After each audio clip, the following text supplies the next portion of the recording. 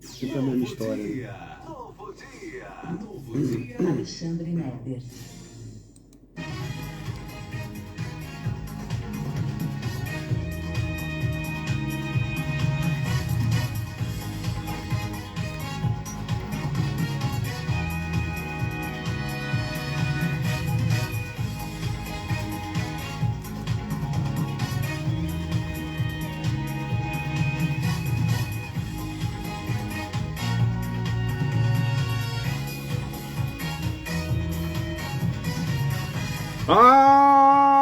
Alô, Piracicaba, alô, região, bom dia!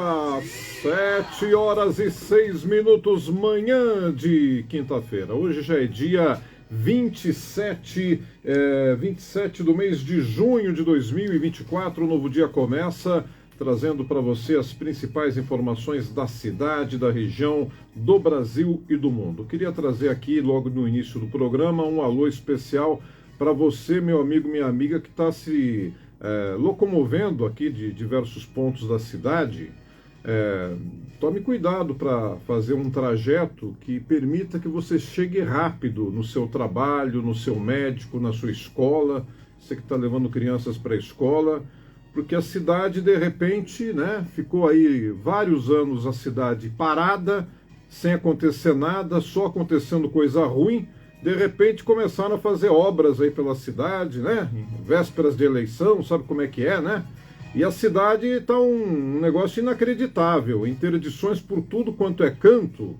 E tome cuidado, faça um roteiro bonitinho aí para você não perder hora, como aconteceu com um convidado nosso hoje aqui do programa, que já ligou avisando que está preso aí, ele está tentando achar um jeito de chegar aqui, porque tá difícil, né? Tá difícil. Bom, são 7h08, 7h08, ao vivo, novo dia, começando na Educadora, trazendo hoje a presença da professora Marilena Rosalém, tendo aqui a sua participação mais uma vez com a gente, muita alegria em tê-la mais uma vez aqui. Nós vamos ter também aqui a presença do jornalista Antônio Carlos Azeredo, também uma alegria poder contar mais uma vez aqui com o Azeredo, contando com a participação do ouvinte Educadora pelo 3437-5600. Você liga, participa, fala ao vivo ou manda a sua mensagem de texto de voz para o WhatsApp Educadora 99977-1060. Estamos no seu rádio, nos 1060M, ao vivo no portal educadora1060.com.br, ao vivo no aplicativo Radiosnet e ao vivo também no Instagram,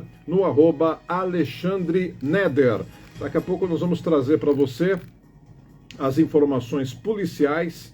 A enfermeira que desapareceu após se endividar com o jogo do Tigrinho estava em choque ao reencontrar a família. Muitas pessoas fazendo ali análises premeditadas sobre o caso, mas a moça passou por momentos de dificuldade imensa.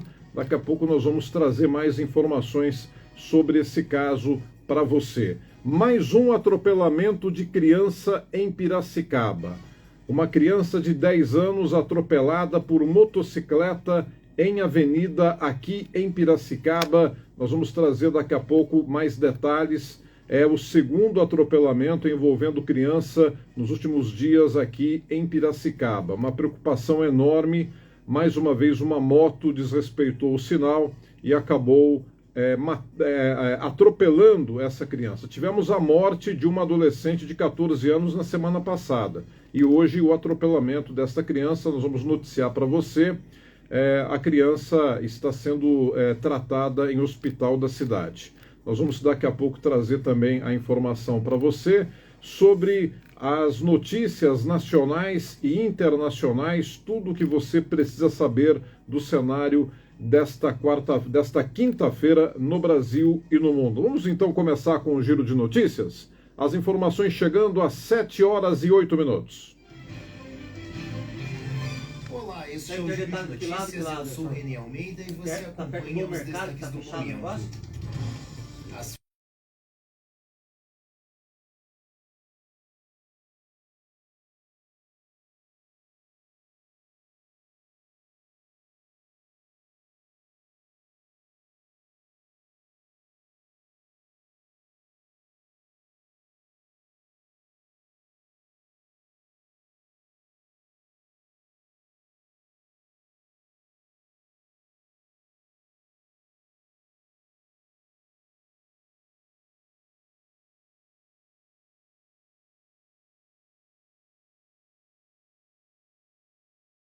máximo permitido para que uma pessoa seja considerada usuária de drogas e não traficante. Na sessão de terça, por 8 votos a 3, os ministros já haviam decidido descriminalizar o porte de maconha para uso pessoal.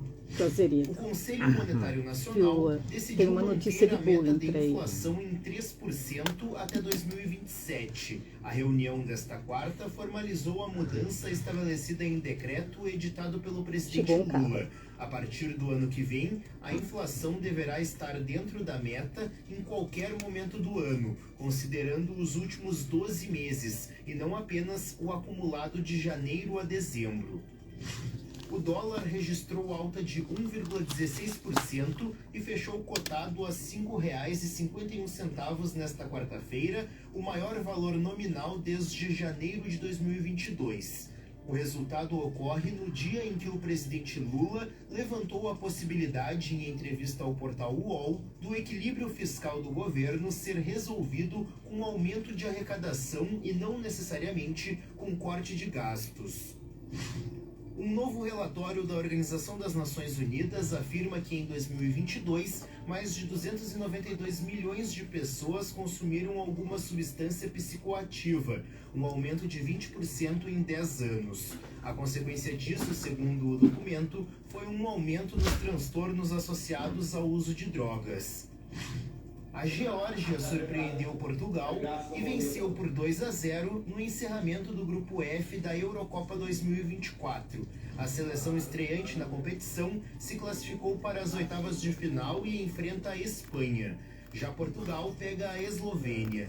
Também nesta quarta, Ucrânia e Bélgica ficaram no 0-0 pelo Grupo E. Pior para os belgas, que enfrentam a França na próxima fase. As oitavas de final começam no sábado. O Giro de Notícias é uma produção da Agência Rádio Web. Apresentação e produção, Renê Almeida. Edição de áudio, Mário Melo e Marcelo Bonora. Muito bem, está aí o Giro de Notícias, agora são 7h14. Muito bom dia, professora Marilena Rosalém. Seja mais uma vez bem-vinda ao novo Dia da Educadora. Bom dia, com alegria, né, Alexandre? E hoje eu trouxe uma resposta para o Azeredo da semana passada, que ele fez uma pergunta sobre bullying, você lembra, né? Que tiveram vários desdobramentos aí dos ouvintes. E eu encontrei uma menina que sofria muito bullying, ela mora no México. Hoje ela tem 11 anos, ela teve que mudar de escola por 3 vezes, porque ela sofria muito bullying por ser autista. Puxa vida. Então imagina uma criança autista sofrendo bullying na escola, que era exatamente a sua questão, né? E agora, recentemente, foi descoberto que ela tem um QI muito alto, mais alto do que o QI do Einstein. Olha que coisa impressionante.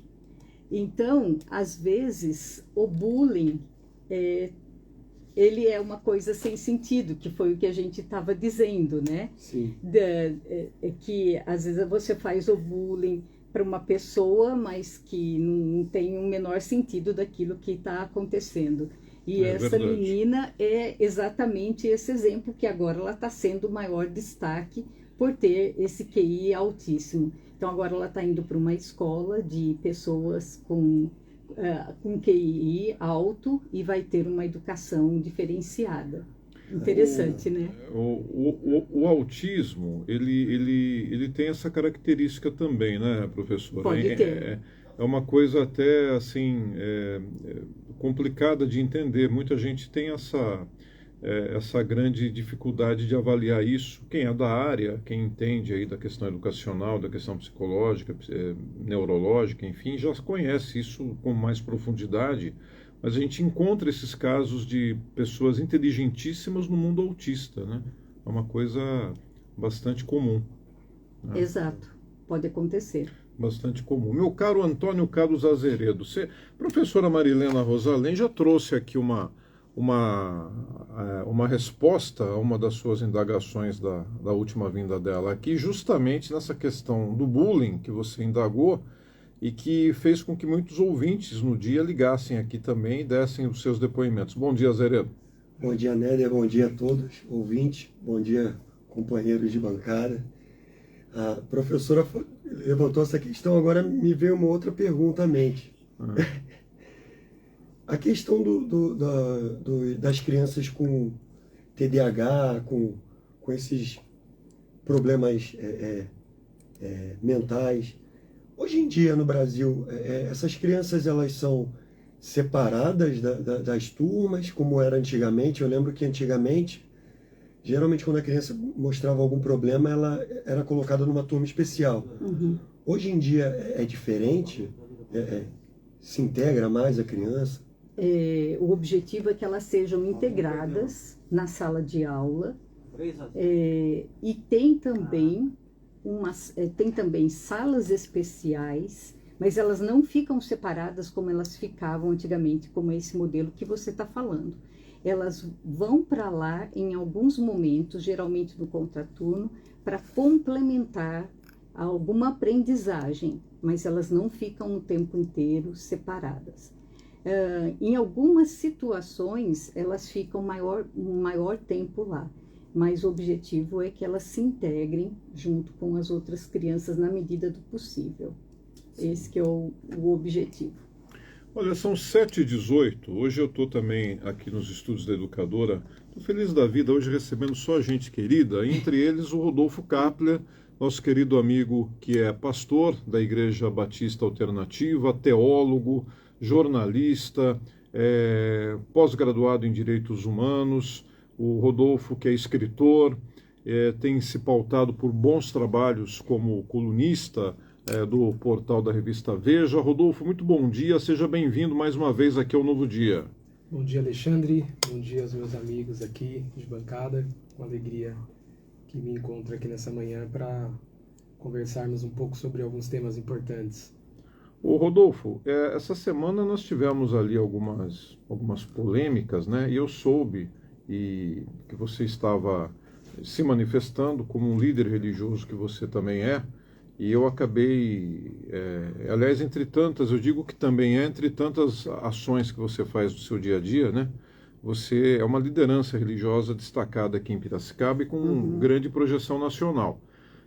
E sempre grandes veículos de comunicação do Brasil pedem para o Rodolfo Kapler dar uma posição a respeito de alguma polêmica que está sendo colocada aí no cenário nacional por alguma outra liderança religiosa. E o André Valadão, que chama aquele moço lá, o André Valadão, de novo, ele escorregou na maionese, né? Aliás, ele escorregou muito na maionese dessa vez, com relação ali a uma declaração sobre a presença de jovens na universidade. Como é que você analisou mais uma vez essa palavra do Valadão, que como uma liderança evangélica, evidentemente, tem uma responsabilidade grande sobre aquilo que fala, né? Influencia bastante gente. Exatamente. Felizmente, mais uma fala deplorável do pastor André Valadão, que tem já se posicionado acerca de alguns temas que são muito delicados e tem se posicionado de forma muito controvertida, né? Ele, há mais ou menos um ano, fez uma série de pregações levantando mensagens de ódio, né? Encampando mensagens de ódio contra a comunidade LGBT, e foi algo muito triste, terrível, né? Inclusive ele foi processado por conta disso e agora ele voltou nas suas pregações fazer declarações que não tem nenhuma coerência com a realidade, né? Ele disse que os pais não deveriam enviar os filhos à universidade, porque caso contrário os filhos se perderiam, né? Eles perderiam os filhos evangélicos, cristãos, para o mundo, e que os filhos deveriam vender picolé, né? E não ir para a universidade. Ele manifesta um anti-intelectualismo muito grande, né? Uma aversão ao conhecimento, uma aversão à formação intelectual dos jovens. E eu acho que isso também reflete um pouco muito do que ele é, né? É uma pessoa que tem uma formação muito ruim, né? Mal formado, e que também acredita que os jovens, os adolescentes, né?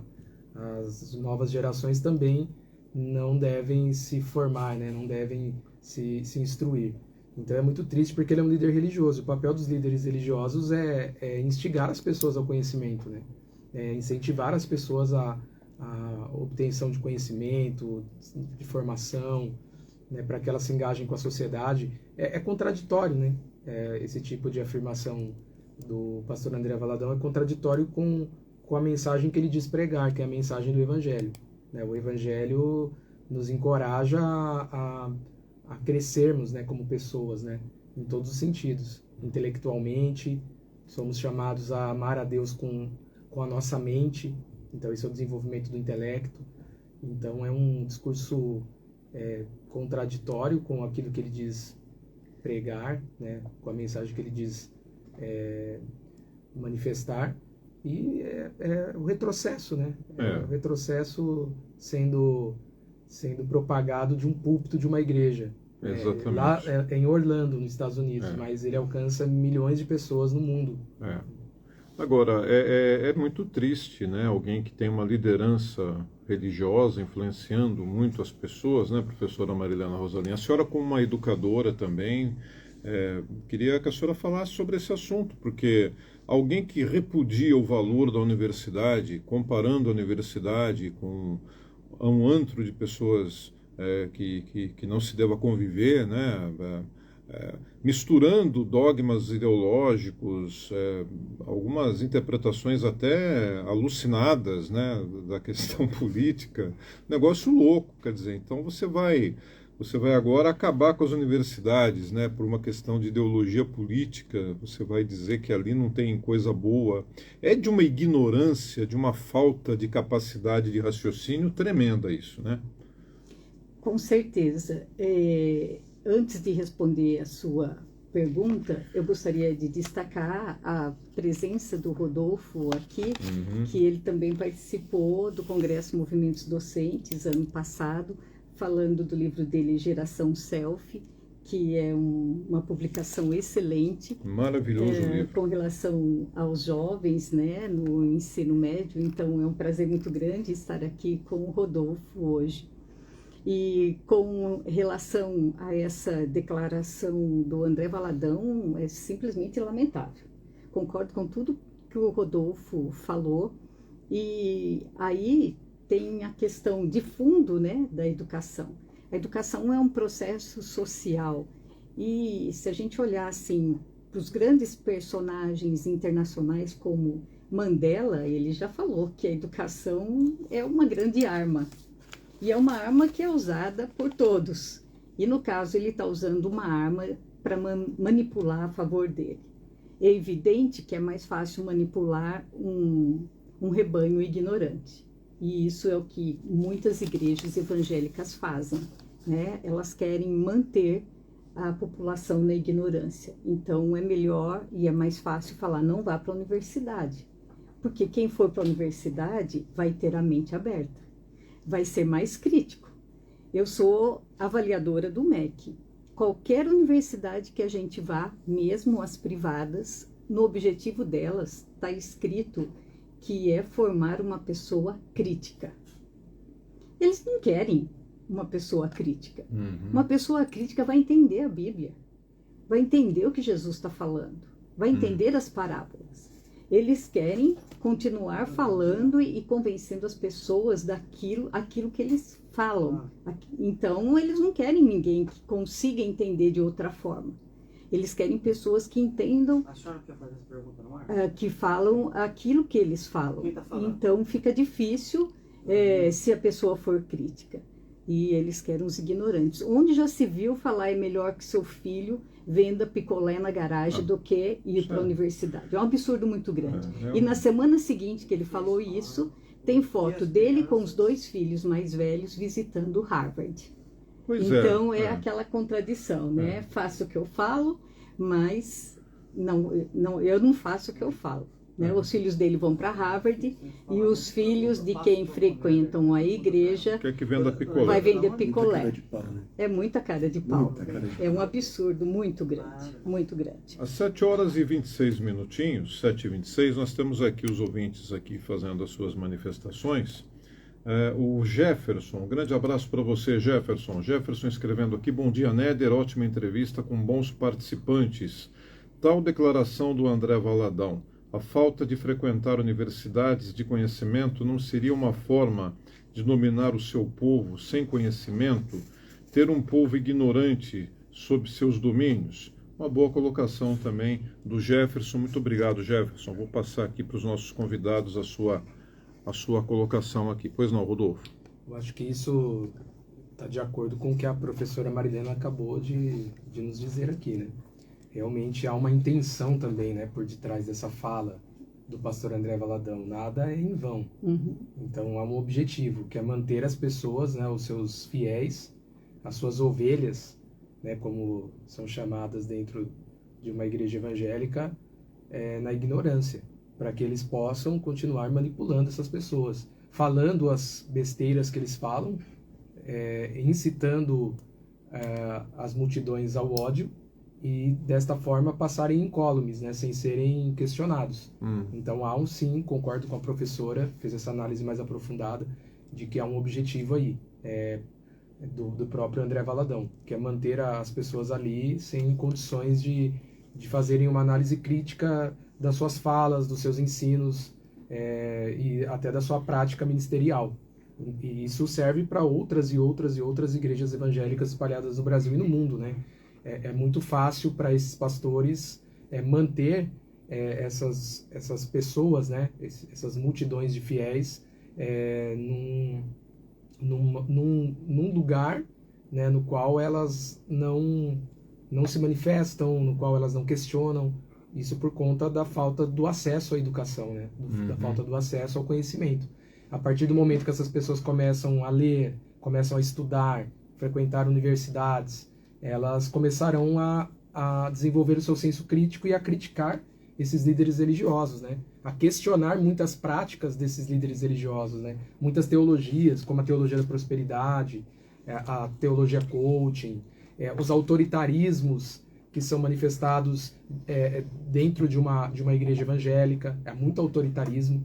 Então, enquanto aqueles fiéis não têm argumentos, né, e não têm um entendimento, uma percepção aprofundada da realidade, eles ficam quietos, eles vão engolindo, né? A partir do momento que eles começam a se desenvolver, e o senso crítico, como bem mencionou a professora, aí eles vão começar a bater de frente, né? Então não é um bom negócio para esses pastores terem uma comunidade de pessoas inteligentes, críticas. Então eu concordo com a professora Marilena e com o nosso ouvinte aí, que também deixou sua contribuição. A Nancy Yoshida está mandando aqui o seu alô.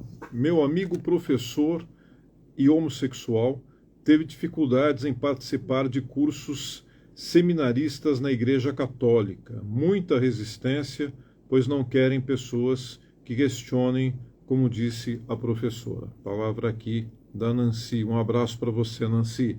Nós temos também aqui mais um ouvinte. Eu não consigo ver o nome, está como aqui uma abreviação, é isso? Eviesba? Everton, é o Everton. A professora conhece o Everton. É que às vezes a gente não tem acesso ao nome, que é o nome que a pessoa registra aqui no Insta. Mas então o Everton escrevendo aqui: uma alegria ver e ouvir a professora Marilena e o querido Rodolfo Kapler.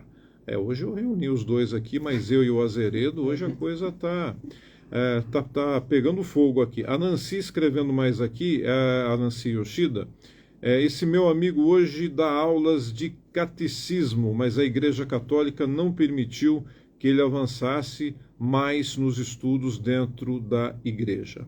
Deixa eu dar um alô aqui para minha amiga Leonete Boldrin, na audiência aqui da Educadora. Um abraço também especial aqui para Ana Eva Gaviola, para o Juliano Pavão, nosso querido Juliano, sempre na audiência, o Tigrão Adriano Clemente, o Homem das Ampolas Verdes. Um abraço também aqui para o Nailton Queiroz, um abraço aqui para o meu querido Júlio Sierra, o nosso Julinho, meu irmão Julinho Sierra mandando aqui o seu bom dia, um grande dia para você, Julinho. Para Márcia Rontani, para o Edson, para toda a família, para Sol Bueno, a nossa Solange, Fernando Vieira, o nosso Farufino. Hoje precisamos conversar, viu, Fernando? Tem uma boa novidade para você.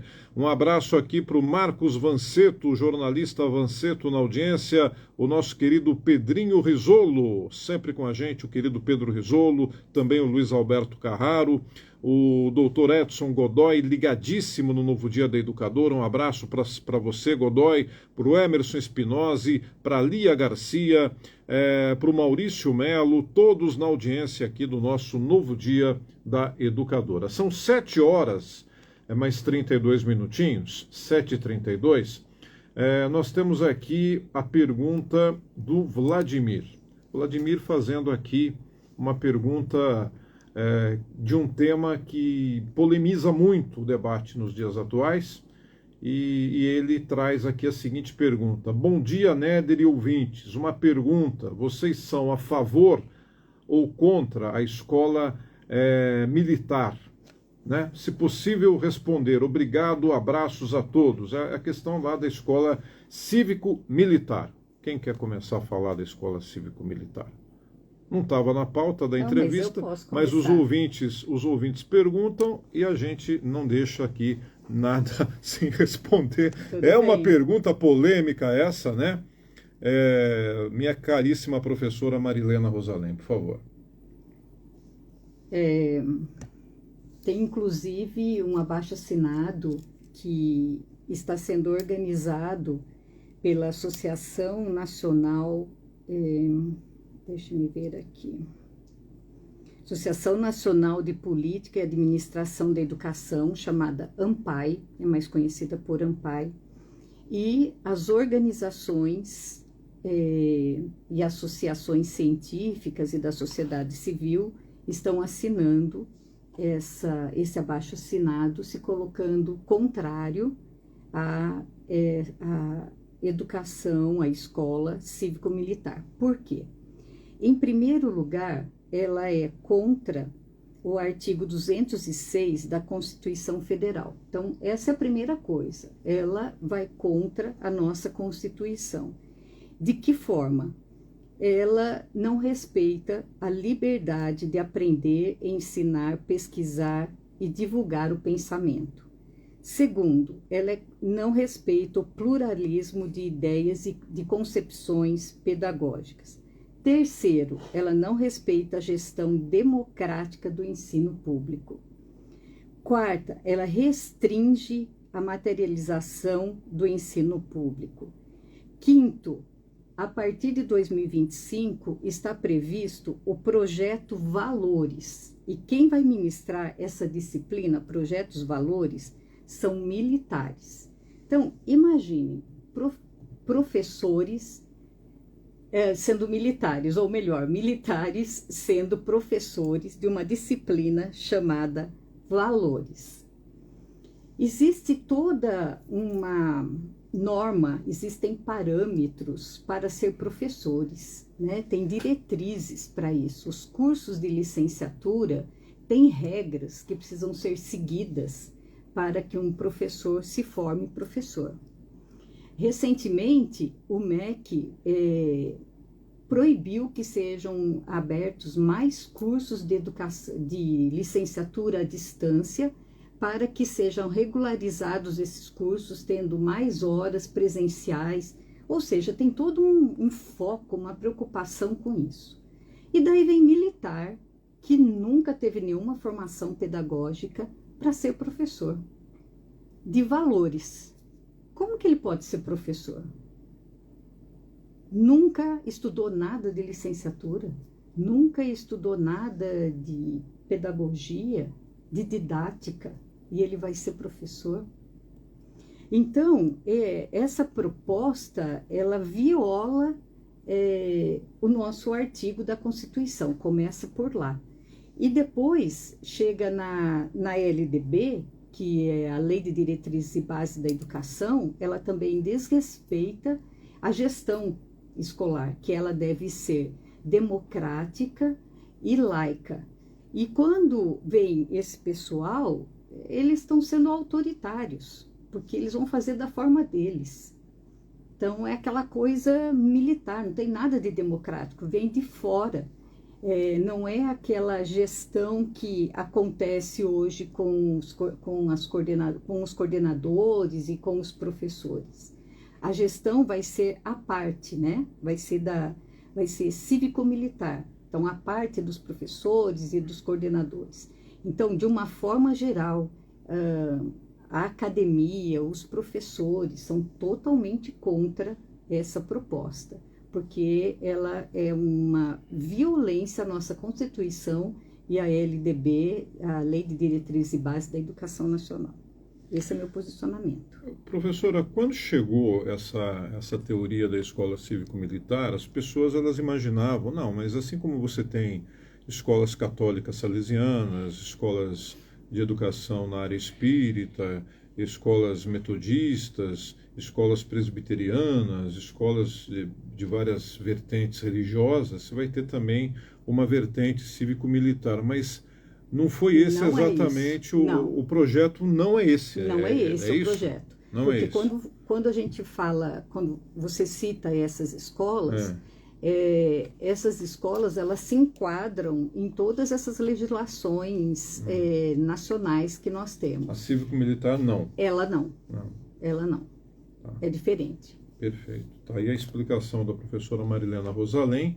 E eu queria agora ouvir o Rodolfo Kapler sobre isso também, ele que é, além de pastor, ligado à área da educação. Acho que a professora Marilena já abordou de forma aprofundada essa questão, mas eu também sou contrário a esse modelo educacional, pelas razões elencadas pela professora Marilena já, e eu também só gostaria de observar que esse tipo de educação militarizada propõe estabelecer um modelo de educação, né, rígido, uma hierarquia entre os alunos, aquela coisa da obediência cega, e isso contrapõe-se aos objetivos mesmo da educação, que é formar indivíduos autônomos, com senso crítico, criativos. E se você estabelece um modelo de educação que tem essas bases, né, da rigidez, da hierarquia, da obediência, da repressão e até do medo, porque é isso que vai acontecer, não tenho dúvidas de que será isso que acontecerá, eles trarão esse modelo militar para dentro das escolas, esses alunos, eles terão essas capacidades tolhidas. Ou seja, a gente vai militar contra o processo educacional, contra os objetivos do processo educacional. Também é importante levar em conta que os alunos de escolas, enfim, públicas e tudo mais, são alunos, na sua grande maioria, que moram nas periferias brasileiras, que são tomadas por um contexto de violência, de autoritarismo dentro dos lares. Muitas dessas crianças, né? E eu falo como líder religioso de uma igreja local que lida com pessoas, com crianças que foram, inclusive, abusadas. A professora Marilena é professora universitária, ou seja, envolvida com professores, com educação, com a realidade social do país. Então, nós estamos falando não apenas de forma teórica, né, mas estamos falando a partir de uma experiência que nós temos. Essas crianças, a maioria dessas crianças, desses adolescentes, eles vivenciam ambientes violentos, muitos são abusados, há esse tipo de agressão que é moral, né, que eles acabam sofrendo. E imagine eles dentro de uma escola, vendo esse modelo sendo replicado, né, de autoritarismo, em que um fala, o outro obedece e não pode criticar, não pode questionar.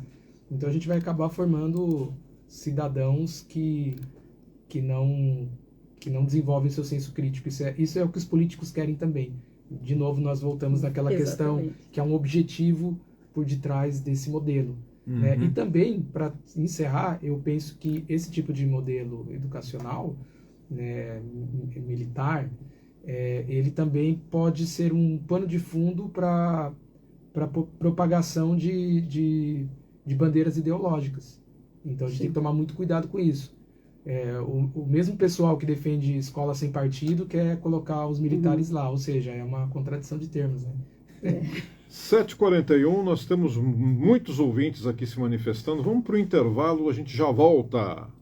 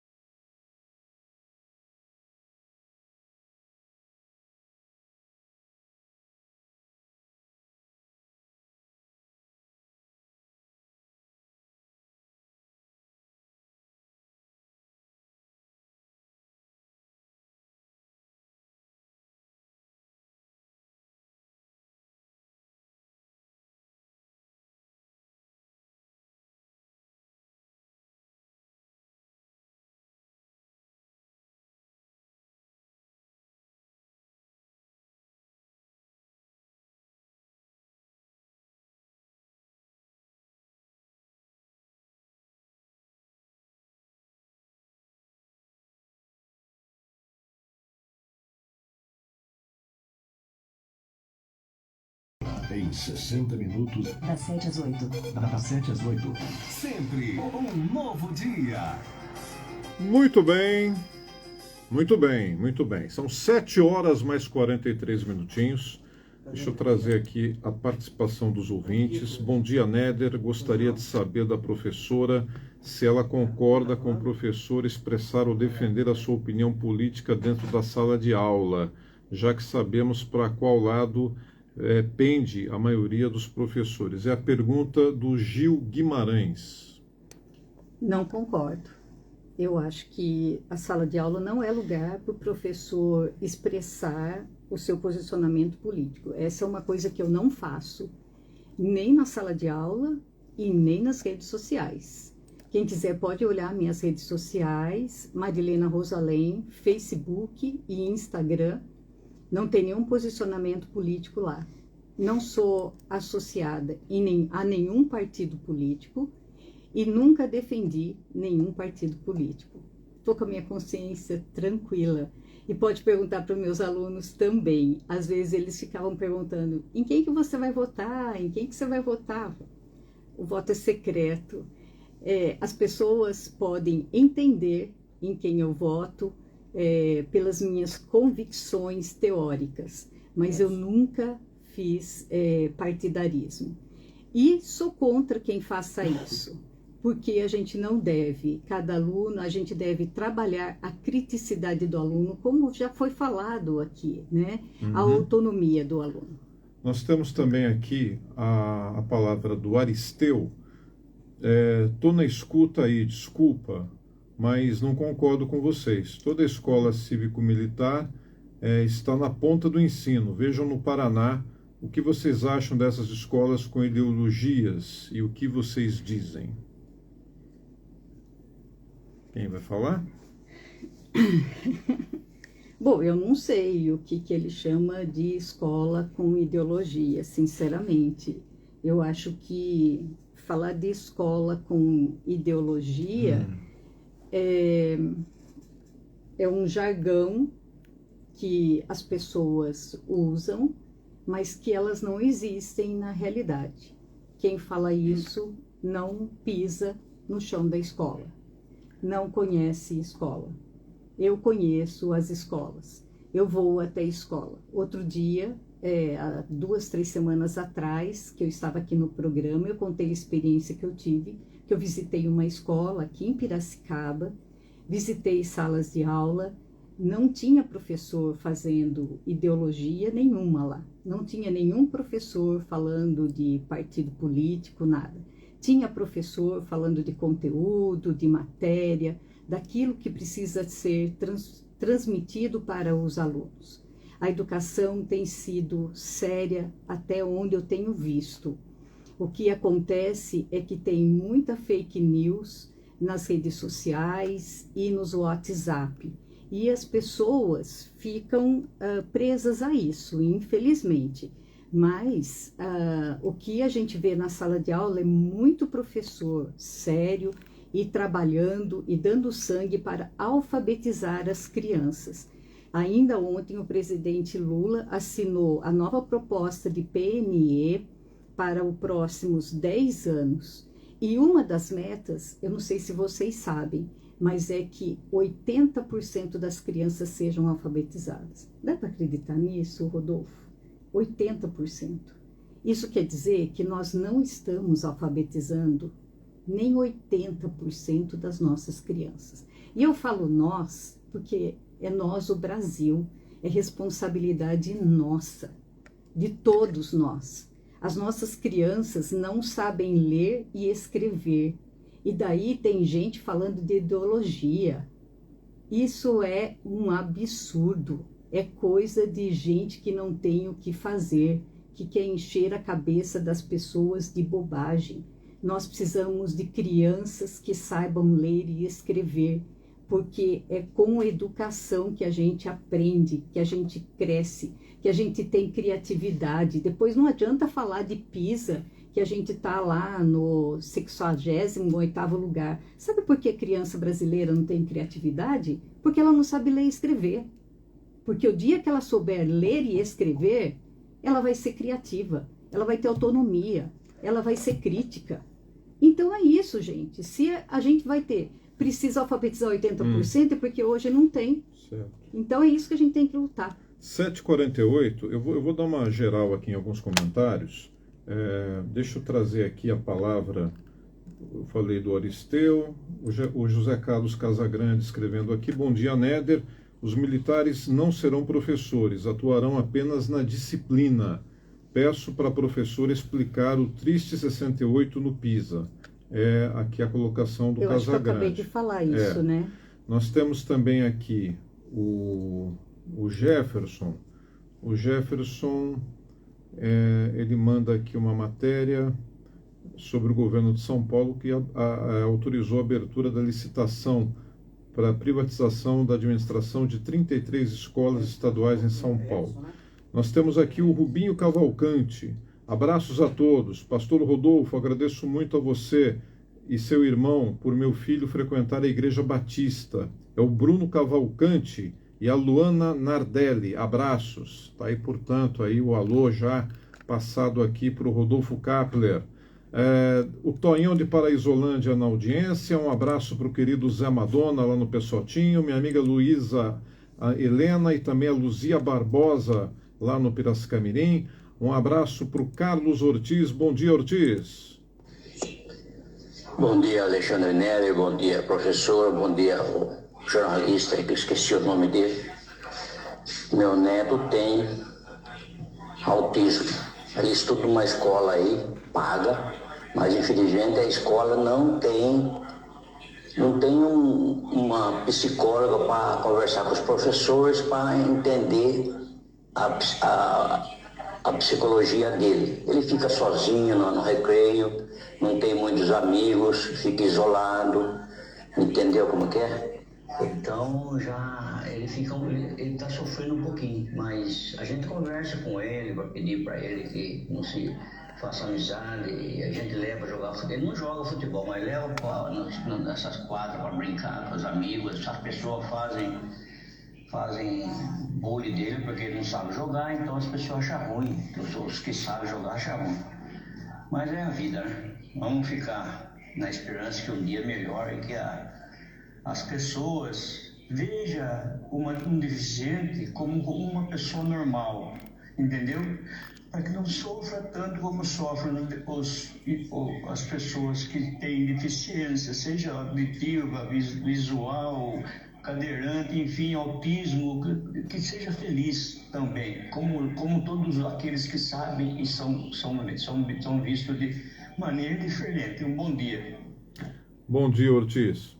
A sua colocação e a sua emoção são extremamente bem-vindas, retratam uma realidade triste na sociedade que a gente infelizmente enfrenta todos os dias. Tem ouvinte na linha? É o Edson. Alô, Edson. Bom dia, Néder. Tudo bem, Edson? Tudo bem, graças a Deus, Néder. Ontem eu tentei falar com os senhores aí, né? Mas não deu tempo. Primeiramente, parabenizado, né, pelo seu programa, né? E essas pessoas que você leva no seu programa aí, e são pessoas transparentes, que conhecem a causa, né? São professores e biologistas, né? Eu também acho dessa forma, né? Parabéns para vocês aí que me acham dessa forma aí. Essa questão de escola militar, né? Ele vai criar uma bandeira. Já pensou uma criança de 7, 8, 9, 10 anos? Aonde você estudou? Estudei na escola militar. Eu sou militar, sou filho de militar. Sou filho do sargento, sou filho de coronel, não sei o que e tal. Então vai ter sim essa divisão, né? Vai ter sim, com certeza. Essa fala dessa senhora aí é excelente. Então, a realidade é isso aí, né? São crianças que não querem criar crianças já politizadas e criar uma bandeira ideológica. Certamente, nessa redação que com certeza não passa, não vai passar, vão colocar alguma coisa lá.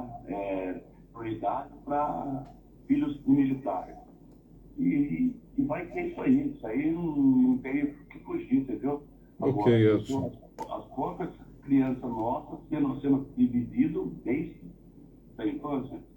E o senhor Ortiz está coberto de razão. Temos que aprimorar, melhorar a rede de ensino nossa, tanto o colegial como o primário aí, para que seja feita uma educação como era antes, né? Chegar, cantar o hino, com respeito, o tempo nosso, né, Néder? Tá ok. Obrigado, Edson. É isso aí. Um grande abraço. Obrigado pela participação mais uma vez, viu?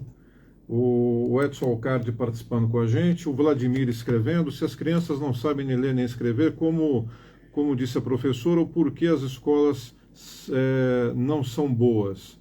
O Marco Antônio. Alô, Marco Antônio, bom dia. O Marco Antônio já tinha colocado aqui que... deixa eu ouvir aqui o Marco Antônio, vamos lá. Alexandre, né? Bom dia. Eu tive sargentos extremamente estudiosos, professores. Isso que absurdo você está falando, professor aí, né? Bom, está aqui a opinião do Marco Antônio Barros, que tinha colocado aqui já a sua opinião aqui. Será que são os evangélicos que não querem que os jovens se instruam? Pergunta aqui do Marco Antônio Barros. Dona Maria Xavier também com a gente. Dona Maria, bom dia. Essa professora que me desculpe, mas eu não concordo com ela não, viu? As nossas crianças estão saindo da escola sem educação nenhuma. Eu acho que as escolas militares, pelo menos, vai ensinar essa criançada a ter disciplina, coisa que a nossa educação atual não tem nada a ver com isso.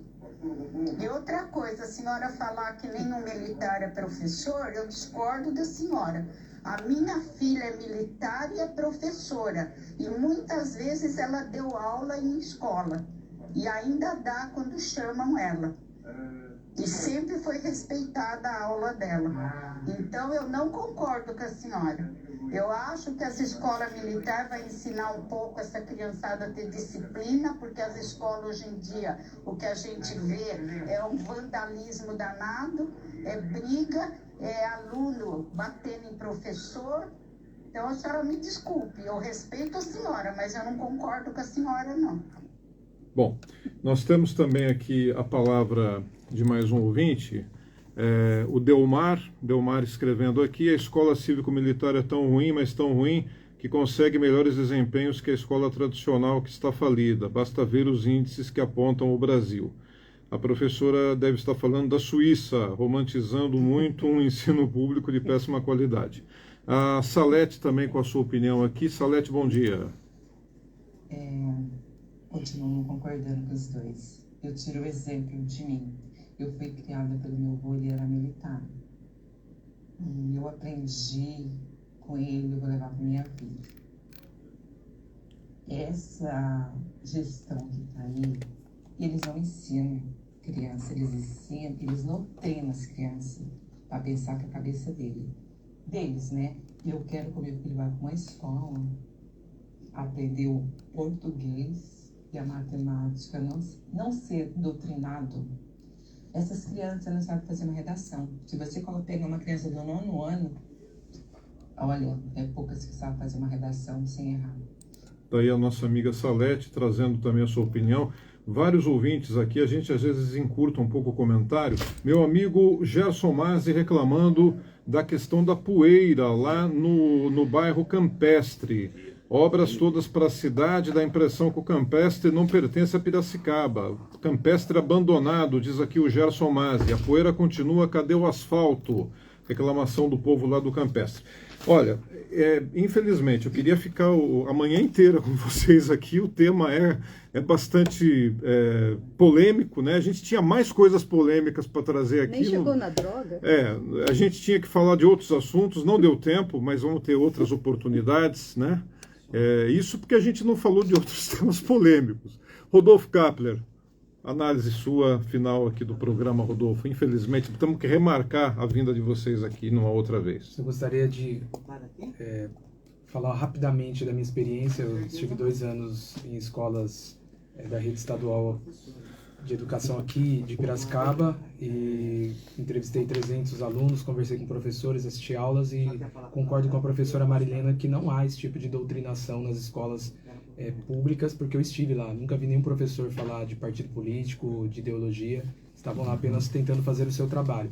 Sobre a questão dos alunos serem displicentes, isso é um problema que se resolve nos lares, não é a escola não tem, a escola existe para ensinar, como foi dito, português, matemática, geografia, história, para desenvolver o senso crítico dos alunos, para que eles se tornem seres autônomos. Educação mesmo, no sentido de disciplina, de obediência, de respeito, isso vem dentro de casa. Então, se as famílias estão todas desestruturadas, é uma outra questão que a gente poderia conversar, isso vai refletir nas escolas. Eu estive numa escola, só para encerrar, aqui em Piracicaba, na zona norte da cidade, uma escola novinha que havia sido construída há poucos anos, tudo funcionando em termos estruturais, biblioteca e tudo mais. Alunos agrediam uns aos outros, eu vi agressões acontecendo na minha frente, sangue escorrendo, coisa de terror, cena de filme de terror. E por que isso acontecia?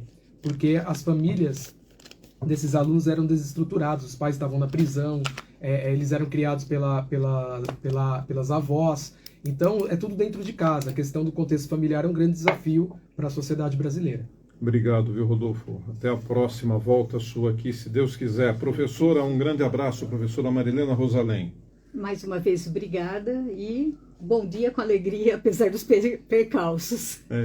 Até a próxima. Mas é legal, o debate é sempre válido, né? Com Rodolfo, certeza, professora Marilena. Um abraço, meu caro Antônio Carlos Azeredo. Um abraço a todos, obrigado. Foi ótima a discussão hoje, né? Tamo junto aí. Muito boa. A gente traz o debate, é importante, as pessoas ficam realmente empolgadas.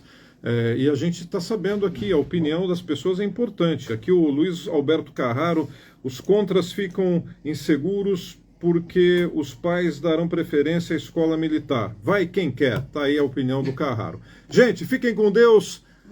Até amanhã, se Deus quiser. Valeu! Professora, tem a